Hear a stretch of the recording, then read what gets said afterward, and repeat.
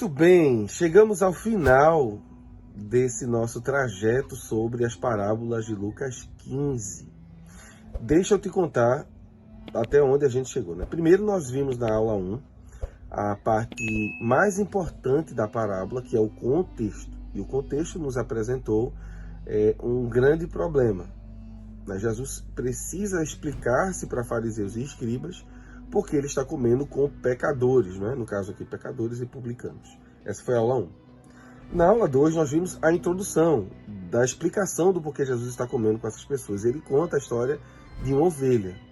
E você viu que a ovelha perdida é o símbolo dos pecadores e publicanos e que Jesus pede aos seus amigos e vizinhos, que é os fariseus e escribas, que se alegrem com ele porque ele está de posse novamente de sua ovelha, né? Na segunda parábola, que foi a nossa terceira aula, nós vimos que uma mulher perdeu uma das suas moedas. E aquela moeda era uma 10ª parte de um dia de trabalho. No caso, ela perdeu uma dracma, ela tinha 10. E é uma moeda de um valor inferior, né? 10% de um dia de trabalho, a gente conversou sobre isso. E fala das pessoas que não têm muito valor para a sociedade judaica. Então, nessa parábola, Jesus compara publicanos e pecadores a moedas que, como os fariseus e escribas acreditavam, não tinham valor como aquelas pessoas que estão ali, não é?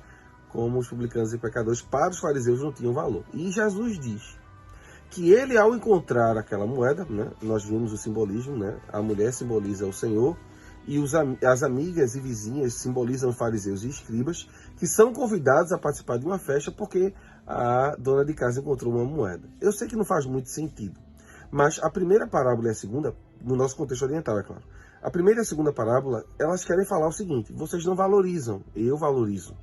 Eu sou o pastor que valoriza a ovelha que eu perdi, então se alegre comigo. Eu sou como essa mulher que encontra a moeda perdida, então se alegre comigo. Agora, nós vimos na aula anterior um pai que tem 2 filhos. E ficou muito claro ali que o filho mais novo representa os publicanos e pecadores, e o filho mais velho representa fariseus e escribas. Um acha que não merece porque desperdiçou toda a fazenda vivendo de uma forma absurda, dissoluta e pecadora, e ele realmente vivenciou isso, mas a graça do pai o traz de volta, e o pai dá uma festa. Já o filho mais velho, ao chegar em casa, observa que seu pai está feliz, e ele pensa que é por outro motivo, mas ele descobre que o motivo da felicidade do seu pai é simplesmente porque o filho voltou. E ele não está feliz com isso, né?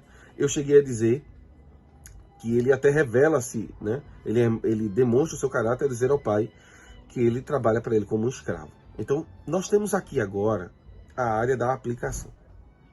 Porque o que é que Jesus está tentando dizer com essa última parábola? Ele está dizendo que o filho mais velho é fariseu e escriba e não quer se alegrar com ele, porque ele restaurou o filho mais novo, que são publicanos e pecadores. Aí você pode se fazer a pergunta: professor Éder, como é que a gente prega isso? Bem, você precisa apresentar o contexto. Depois de apresentar o contexto, apontar os dois. E explicar que fariseus e escribas não aceitaram que Jesus estivesse junto de publicanos e pecadores. E infelizmente assim, ainda existem muitas pessoas.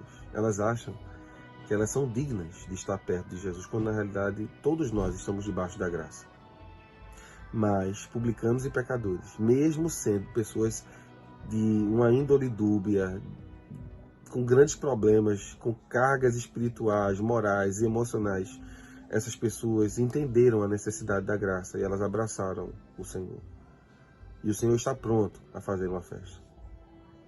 Então, a melhor forma de fazer uma boa mensagem sobre esse texto, depois de explicar o que realmente aconteceu, é aplicar para quem está ouvindo. E a forma de aplicar é a seguinte: nenhum de nós merecemos a graça, mas alguns de nós vamos se comportar como escribas e fariseus. Pessoas que acham que Deus tem que fazer alguma coisa por mim porque eu tenho um bom caráter moral. E eu costumo dizer, quando prego esse texto, que Deus não criou ninguém para ser imoral. Mas o pecado veio e corrompeu o homem. E as melhores obras nossas, as nossas melhores obras, elas são como trapo de imundícia, como disse o profeta Isaías no capítulo 1. Então, sendo assim, a melhor forma de entender essa parábola é saber que Eu posso me aproximar novamente do Pai, independente da forma que eu esteja. O Pai me aceita de volta, por conta de sua graça e do seu amor. Por conta da sua índole. O Pai não muda porque seus filhos mudam. O Pai não altera o seu caráter porque os seus filhos alteram. Mas a beleza do Pai é que ele tenta reconciliar tanto quem acha que não merece, como quem acha que merece. O filho mais velho queria um cabrito. O pai queria dar uma festa para ele.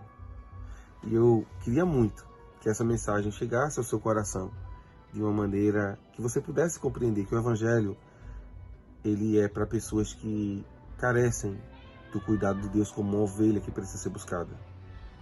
Uma ovelha que não consegue vir sozinha, mas precisa ser encontrada pelo pastor, mas também como moedas desvalorizadas que talvez alguém não procuraria. O Senhor procura, porque Ele valoriza não a moeda pelo seu valor monetário, mas por pertencer a Ele.